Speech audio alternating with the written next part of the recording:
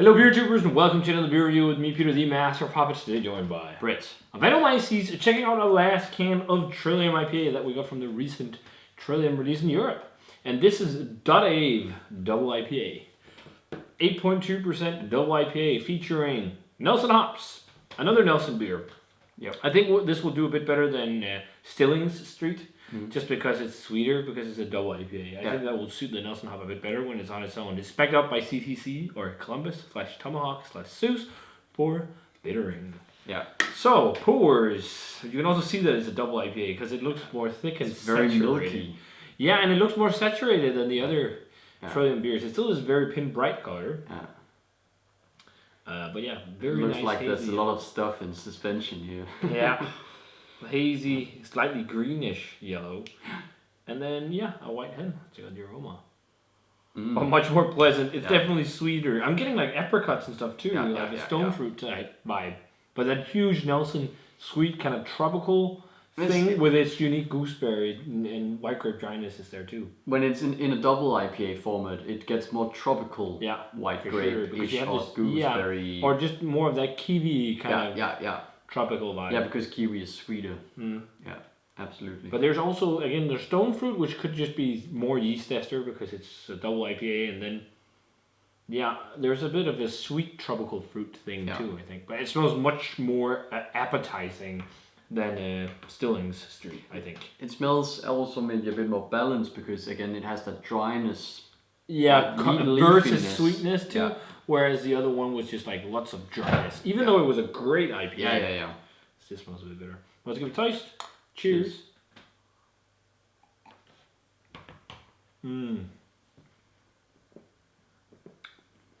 Creamier, thicker, but it's still got a lot of dryness, but it's much better because that sweetness and estery profile rides along a bit more on the palate. It softens the harshness of the brightness of Nelson, because Nelson is actually really, really bright. It's super bright. Yeah. And this is it's a bright beer but with a lot of kind of sweet esters. Again, that's like a stone fruity, like slightly apricot-y. Yeah. And then just like a slightly more ripe white grape or a slightly sweeter kiwi, but then it has this slightly leafy, green, dusty green, dryness. I got some comments about onion flavor.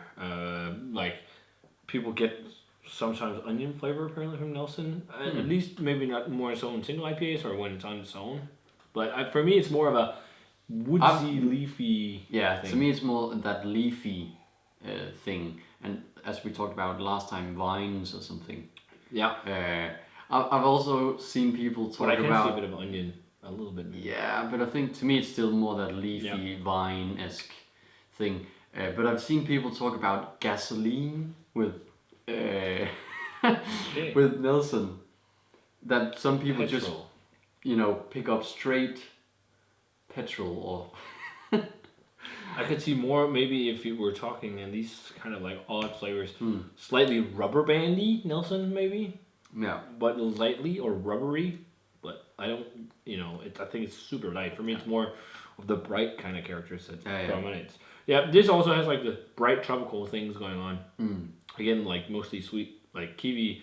And then, as you said, like more tropical white grape flavor. And also just, that like classic gooseberry white grape combo that you often get from Nelson. I still think Nelson is best with friends though. Yeah. But it suits a double IPA better if it's a single. Yeah.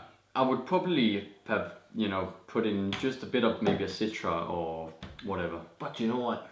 It was in this specific beer, I think you talked about it, with the onion thing. That could also be Columbus, because Columbus is a bit oniony, chimey, depending on the I don't think it's Nelson giving off that onion.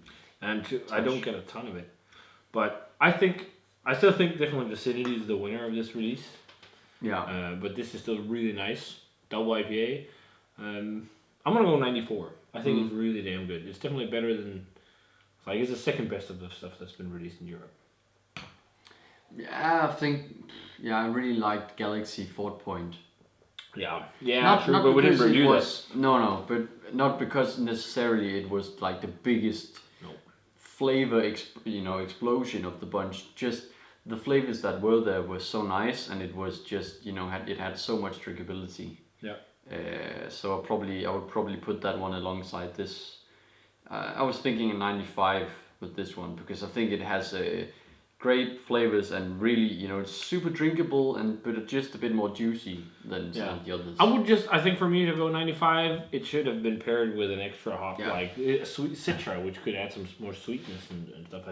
But just maybe a bit more complexity. Yeah. Mm-hmm. Yeah, something like that. But still very nice Nelson Citra Double IPA. But yeah, I think Nelson is best with friends, just like Galaxy. It's one of those hops that have really cool flavors, and they are boosted by other hops. Some of the fun flavors in there. Even though it's one of my favorite hops for sure. I don't think I've ever given a Nelson beer like 100. There's only been Nelson, or just close. It's more Nelson. It's always been into something. Yeah, with other hops. But fantastic double IPA. Yeah. So if you guys had a chance to try Trillium Dot Ave, a Nelson centric double IPA, let us know what you thought of it. As always, remember to comment, subscribe, check out the Facebook page, Twitter, and Instagram. Give this video a thumbs up if you enjoyed it, and ring the bell for future notifications. For future notifications on videos. Whoa, I lost it there for a second because there was a burp going along. And if we're talking hoppy beer producers in the States, Monkish is still my favorite. Yep. What about you? I think for a while it was Trillium, but I'm just, like the recent releases we've had, Monkish I think has been better. I think it's really hard. It's hard. I think it's very close currently, and I think it kind of depends on my mood and but maybe lately for me it's been Monkish, but maybe when I was in Boston, for example, at Trillium, I was just blown away. That specific point was Trillium, and whatever. Yeah. At one point, I thought it was Equilibrium. Maybe their level has just dropped a little bit. It could also be with the expansion and stuff. Some of the Treehouse stuff we've had has also been really good, like Double Gang.